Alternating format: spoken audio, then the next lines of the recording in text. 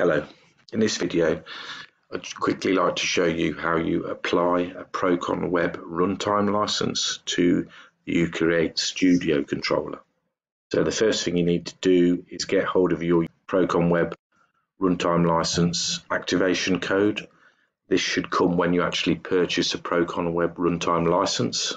In my case, I've had it emailed to me, so I've just got the code. The next stage is to go onto the actual web server of the controller and go to just the IP address of the controller, 192.168.0.100, the default address in my case, and that takes you to an area called dev admin. So you get the part number of the controller and the description. So all you then do is go to licensing. You can do an overview first, which will show you what current licensing you have.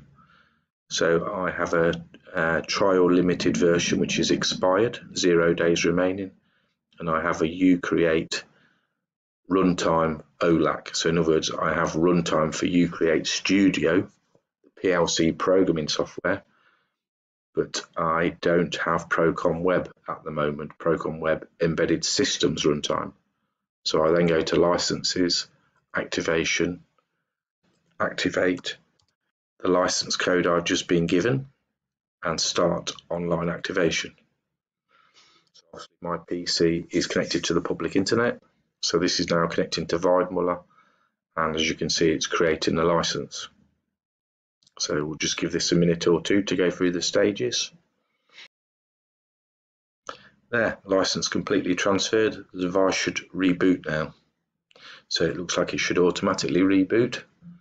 So I just need to wait for the controller to reboot. Let's go to licensing, licensing overview.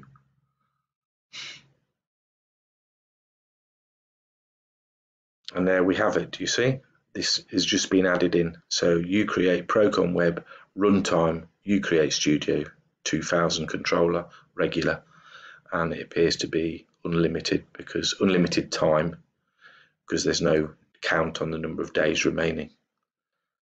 Hopefully that will help you. It's quite straightforward. Just wanted to demonstrate it for you. Okay, thank you.